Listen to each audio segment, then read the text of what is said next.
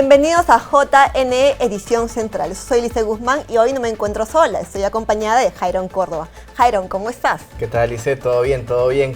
Hoy tenemos abundante información electoral respecto al adelanto de elecciones. Pero, ¿qué te parece, Lisette, si vamos rápidamente con nuestros titulares? Perfecto, adelante.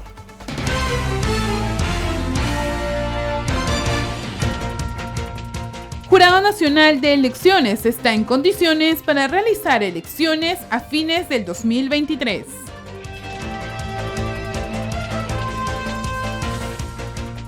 Especialista en temas electorales, Jorge Jáuregui, señala que un cronograma necesita por lo menos 9 meses para realizar elecciones.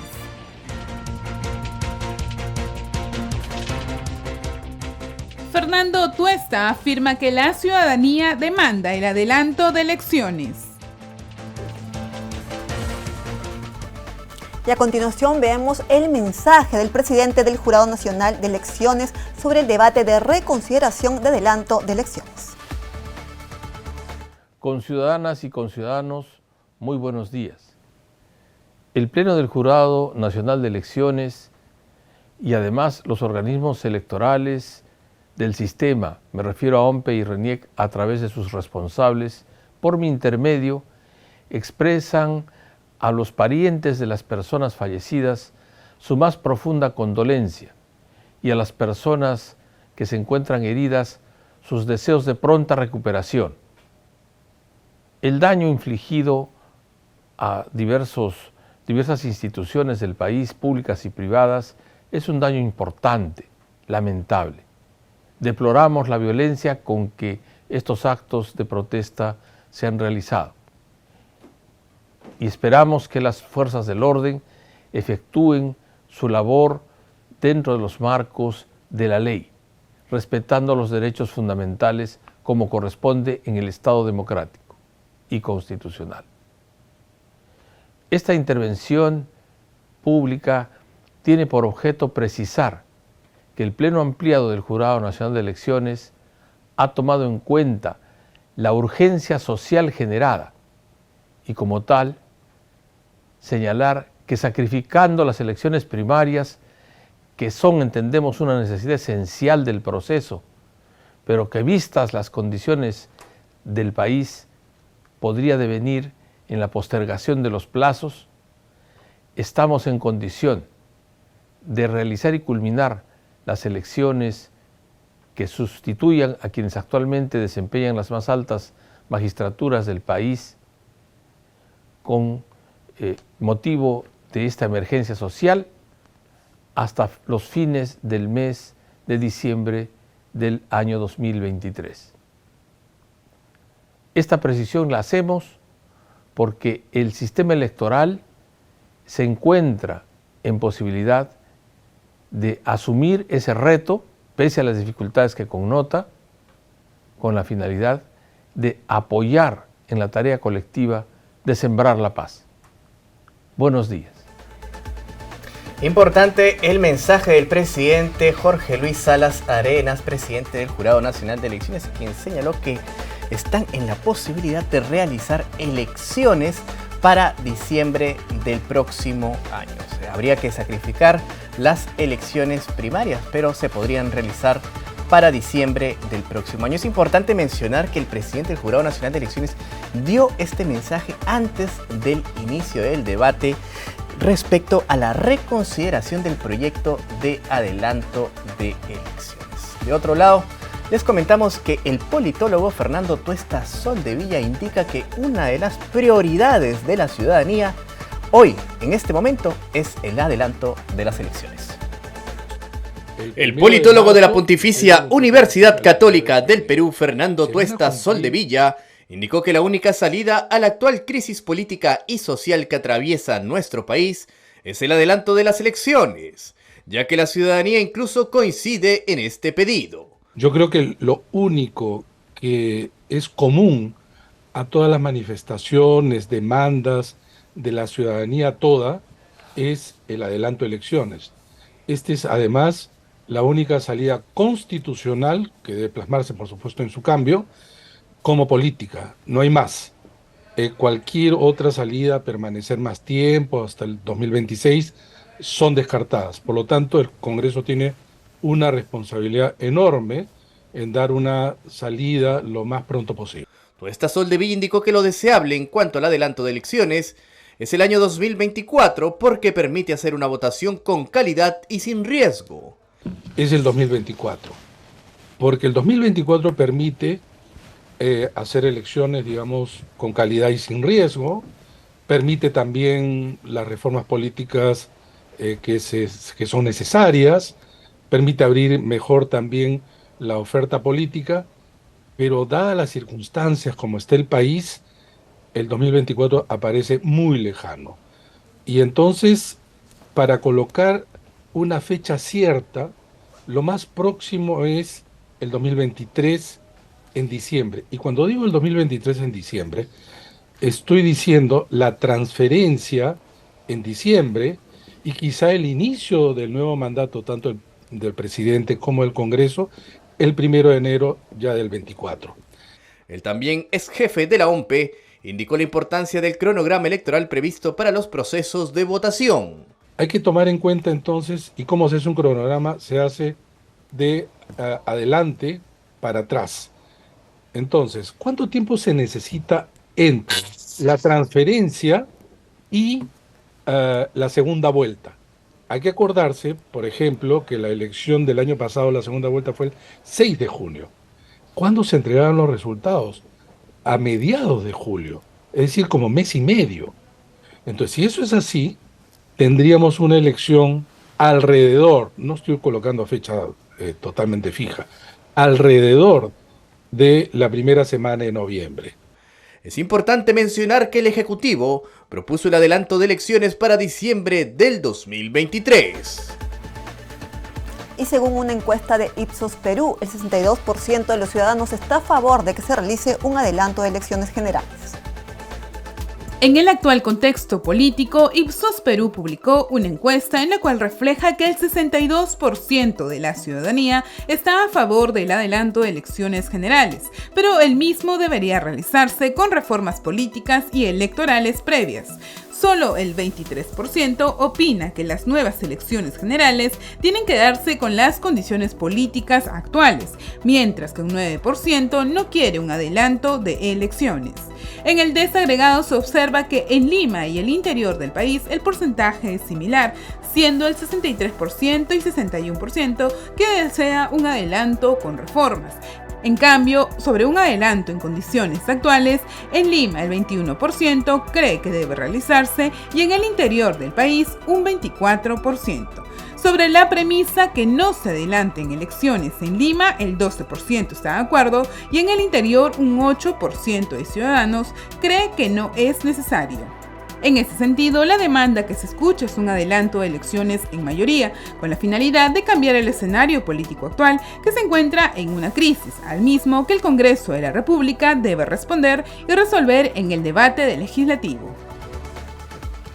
El especialista en temas electorales, el señor Jorge Jáuregui, indica respecto al adelanto de las elecciones que el cronograma necesita al menos 9 meses para su realización. En conversación con JN Noticias, el abogado y especialista en temas electorales, Jorge Jáuregui, indicó que el adelanto de elecciones generales que se revise en el Congreso u otras iniciativas deben seguir lineamientos para realizar este proceso electoral. El cronograma electoral necesita por lo menos 9 meses, o sea, 270 días, para realizar, el conjunto de actos electorales que van desde la convocatoria hasta la jornada electoral. Entonces, cualquier plazo que se tenga que pensar, ¿no?, tiene que incorporar por lo menos 9 meses o 170 días para la jornada electoral, es decir, lo que va, el periodo que se contempla entre la convocatoria del proceso electoral y el día de la elección o la jornada electoral propiamente, ¿no? Ahí hay una serie de actos electorales, ¿no? Por ejemplo, en principio tiene que auditarse, fiscalizarse el padrón electoral, ¿no?, que esa es una competencia del Jurado Nacional de Elecciones, ofrece una seguridad jurídica respecto de quiénes son las personas que votan y dónde votan, ¿no? Por eso El Jurado Nacional de Elecciones autoriza el uso del padrón electoral. Asimismo, Jáuregui precisó las diferencias entre las elecciones internas que se organizan en los partidos políticos y las elecciones primarias, que aún están pendientes de efectuarse pese a una reforma constitucional que la habilitó desde el 2019. Las elecciones primarias es un tipo de proceso abierto, a mi juicio es algo muy conveniente, es muy positivo, en el que los ciudadanos participan en las elecciones al interior de los partidos políticos para determinar las candidaturas. Una elección como una primera elección, digamos, un primer proceso electoral, pero al interior de los partidos políticos, en el que los organismos electorales participan obligatoriamente. Y es una elección abierta, mientras que las elecciones internas son organizaciones hechas por los partidos políticos con la participación de los organismos electorales, pero no son elecciones en las que están abiertas la participación de los ciudadanos de modo general, sino solo los afiliados. Solo los afiliados. Las elecciones primarias también tienen otra limitación, y es que permiten las elecciones primarias como estaban contempladas antes en la ley, las elecciones internas, porque hoy ya no existen elecciones internas para elección de candidaturas. Hoy la ley la ley de organizaciones políticas, dispone que sean elecciones primarias. Claro. Otra característica de las elecciones internas era que permitían una elección indirecta, es decir, a través de delegados.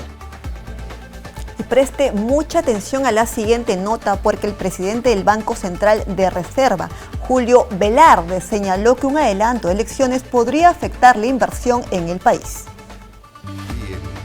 Julio Velarde, presidente del BCR, señaló ante un posible adelanto de elecciones presidenciales que habría un impacto en la economía del país, ya que pueden afectar las decisiones de inversión dependiendo de cuándo sean las elecciones en el 2023 o 2024. Velarde señaló que las expectativas del mercado son que las elecciones se desarrollen en el 2024. El mercado está esperando que sean en abril del referido año, porque está pensando en qué candidatos podrán presentarse, refirió.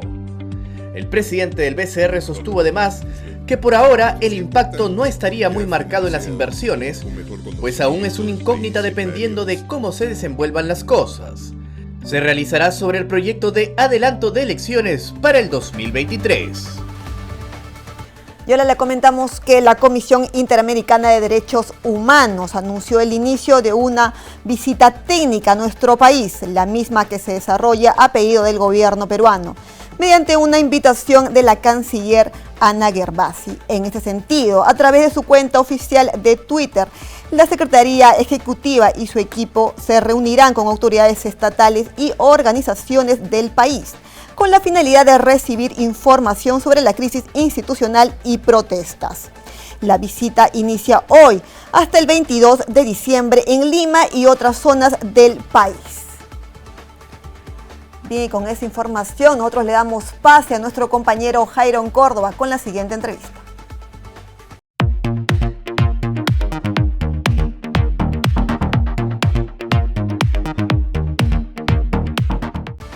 Bien, y en esta oportunidad nos acompaña el historiador e investigador José Carlos Agüero, con quien vamos a conversar acerca de las últimas marchas y protestas que vienen ocurriendo en nuestro país. Le damos las buenas tardes y la bienvenida al historiador e investigador José Carlos Agüero. ¿Cómo está? Estamos. La primera pregunta que quisiera plantear, José Carlos, es ¿cuáles son las reflexiones que usted tiene respecto a las marchas que vienen ocurriendo en nuestro país, ¿no? Porque ya son más de 20 muertes que lamentamos todos. Creo que el resultado de estas jornadas, estas expresiones de reclamo de la sociedad y la manera en que han sido tratadas por los actores políticos nos arrojan como un diagnóstico en este momento, un diagnóstico triste, que compartimos un momento de profunda insensibilidad y falta de respeto por los derechos de la gente. Claro, y en este escenario, usted propone que se acabe con la idea de este estado de emergencia, ¿no?, que ha propuesto el Ejecutivo. ¿Por qué usted propone esta situación? Si quieres, dos razones muy simples. Una, histórica. En el Perú, la relación con el estado de excepción es antigua y siempre ha significado campo libre para el ejercicio muy brutal de la violencia. No es que sea un instrumento que haya gozado de un buen manejo, que tenga antecedentes o tradición de un manejo inteligente, de una gerencia democrática, que se haga para defender a la ciudadanía ante un riesgo. Eso no ha sido así en nuestra historia, inclusive en nuestra historia muy reciente, sino se utiliza como un dispositivo para deslegitimar a quienes reclaman y colocarlos en situación de riesgo. Y la cuestión más apremiante, el segundo punto, si quieres, es que todos estos dispositivos que generan excepcionalidad ponen en riesgo grave de muerte a la gente, ya sea que uno esté de acuerdo o no con las personas o los ciudadanos que reclaman, pero los colocan en esta situación porque la precariedad institucional no permite tener confianza en que van a poder ejercer un poder tan alto y tan discrecional de manera justa. Y entonces, ¿qué propondría usted? Porque evidentemente quemar un poder judicial, entidades públicas, atacar no solamente a este contexto de las instituciones, ¿no?, sino también atacar la propiedad privada, es lamentable, ¿no? ¿Qué propondría usted para poder solucionar si es que señala que habría que quitar o levantar el estado de emergencia? Sí, para mí sí, hay que desmantelar las condiciones en que la gente muera. Prefiero a la gente viva que la gente asesinada, en principio. Es muy lamentable que en expresiones de protesta se produzca violencia. Y es totalmente condenable porque sin duda va a generar más violencia y porque además genera falta de respeto. Yo no diría que por los edificios, la verdad que los edificios me parece triste que se destruyan, pero se podrán reconstruir, sino por los trabajadores, ¿no? Por la gente, la gente que tiene sus negocios, por los seres humanos, pues. O sea, creo que se han trastocado un poco las prioridades, ¿no? Nos importa más algo así como la ideología que está detrás en el escenario, que está puesta en el escenario, o el valor de los edificios, y no la vida de la muerte, que es un intangible que no se podrá recuperar. Entonces sí, es lamentable lo que ocurre, pero creo que debe actuarse haciendo política. Para eso es que tenemos teóricamente autoridades, y para hacer política pues hay que tomar el toro por las astas, como se dice. Entonces, en vez de simplemente terruquear a todos los que están expresándose en las calles con indignación, podrías intentar, ¿no?, hacerlos interlocutores válidos, hacer política con ellos, negociar, conversar, explicar, gestionar, estar en el territorio, aunque te cueste, pues. No digo que sea una tarea fácil, pero justamente es un momento difícil. Pareciera que el escenario del terruqueo se ha vuelto común, ¿no?, en este contexto, en nuestra coyuntura. Es decir, si es que uno sale a reclamar o si es que uno sale a protestar, se le tilda, ¿no?, de terruco, de una persona cercana, ¿no?, al terrorismo.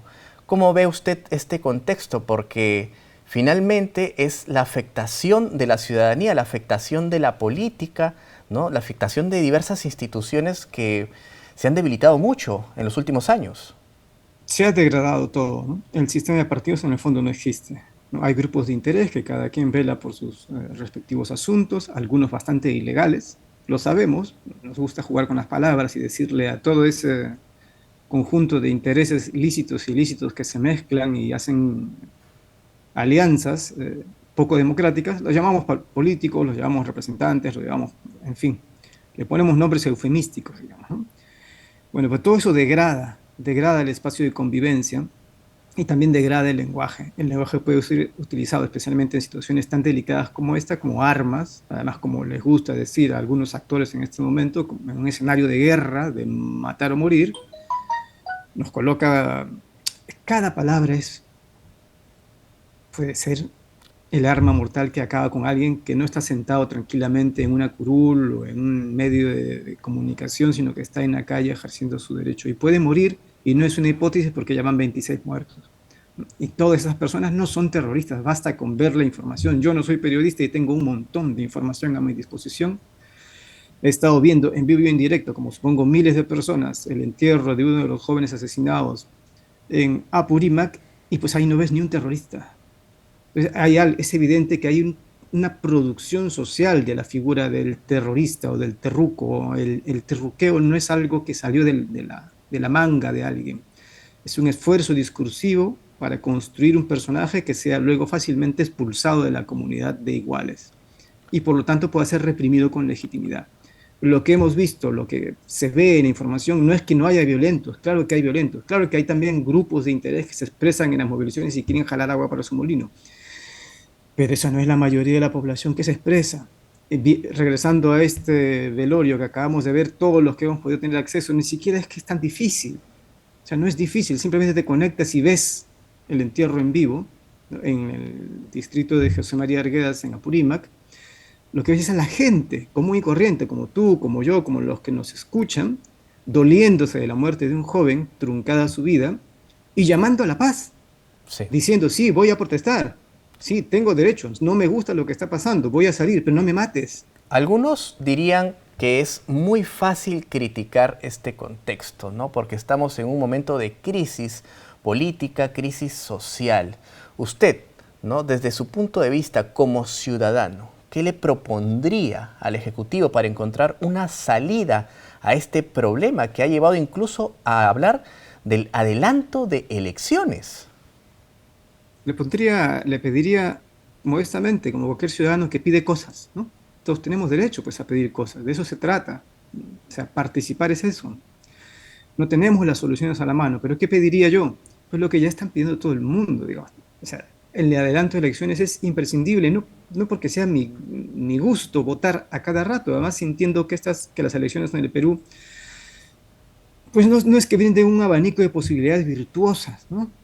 No es eso, ya, pero en este momento es un pedido álgido porque cada segundo que pasa se generan mayores condiciones de violación de derechos humanos o de muerte o de riesgo de personas.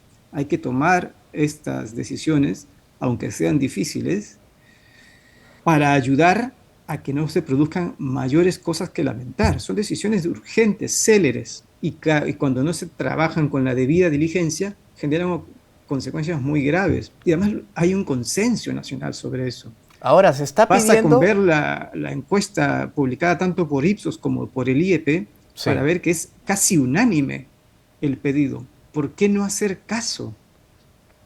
Sí.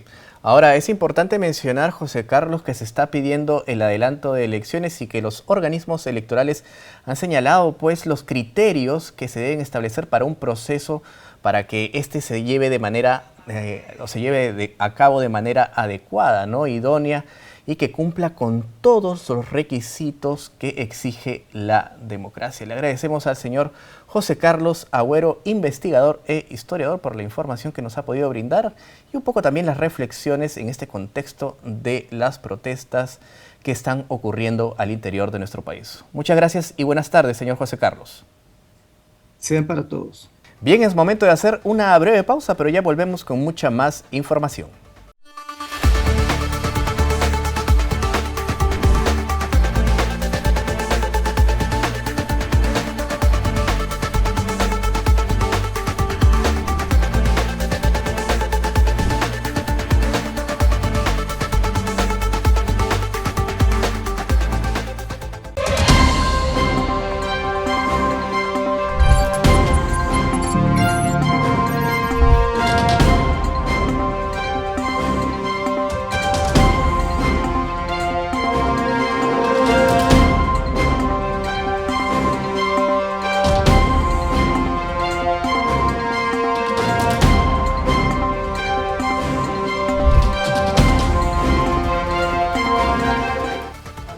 Y tenemos información electoral, por supuesto, en el marco de la segunda vuelta regional que ya finaliza. El Jurado Electoral Especial de Huaura proclamó los resultados para Lima Provincias. Veamos. El Jurado Electoral Especial de Huaura proclamó esta mañana, vía Zoom, los resultados oficiales que dan como ganadora en el gobierno regional de Lima Provincias a Rosa Vázquez, con el partido Unidad Cívica Lima, con 103.913 votos, el 51,8%. De acuerdo con los datos anunciados en esta proclamación al 100% del cómputo oficial de votos hecho por la OMPE, quedó también en segundo lugar el aspirante José Bautista, con el partido Patria Joven, quien obtuvo el 48,1% de las preferencias. En el acto estuvieron presentes los miembros del Jurado Electoral Especial de Huaura, que preside Jaime Llerena, y lo integran Pedro Herrera y Gustavo Castillo. Cabe precisar, además, que en la jornada del 4 de diciembre de segunda vuelta regional se instalaron en Lima Provincias las 1073 mesas de sufragio. 342 son los consejeros y consejeras regionales electos, de los cuales 87 tienen experiencia en el cargo. Tras la segunda elección regional, los consejeros y consejeras electos son 342. Entre ellos, 95 son mujeres. Asimismo, 48 son indígenas y lograron un puesto de decisión dentro del Consejo Regional. De la misma forma, también encontramos a 36 que son jóvenes y que fueron elegidos el último 2 de octubre. Pero entre los electos y electas figuran también 87 consejeros que cuentan con experiencia previa en cargos de elección popular. Y de la misma forma, del perfil de autoridades elaborado por el JNE, se desprende que 232 son afiliados a sus organizaciones políticas. Sin embargo, es importante resaltar que del total, 21 tienen sentencias civiles y 16 tienen sentencias penales. Cabe resaltar que aproximadamente el 80% de las autoridades electas para consejeros y consejeras regionales cuentan con un nivel más alto de estudios, es decir, con educación superior o de posgrado. Y en la siguiente nota, conozca paso a paso cómo tramitar el documento nacional de identidad para su menor hijo. ¡Atención! Si usted tiene un hijo o hija entre 0 y 16 años de edad, puede solicitar el documento nacional de identidad para menores de edad en las oficinas del Registro Nacional de Identificación y Estado Civil, en sus siglas RENIEC. La entidad señala en su portal que para sacar el DNI por primera vez a un menor de edad, el declarante que realice el trámite puede ser la madre, padre, hermano mayor de 18 años o tutor legal. Si el declarante es extranjero, debe presentar su carnet de extranjería, pasaporte o cédula de identidad. Asimismo, para realizar el trámite se debe contar con la presencia del menor, pero si tiene menos de 8 meses, no es necesario llevarlo a la oficina. Recuerde que el número del documento nacional de identidad que reciba el menor será el mismo toda su vida. Gracias por habernos acompañado aquí en JNE Edición Central. Fue un gusto haber estado con ustedes y también con mi compañero Jairo. Muchas gracias a todos, muchas gracias Lisette y también a todos los televidentes de JNE TV. Nos dejamos con imágenes del Real Felipe.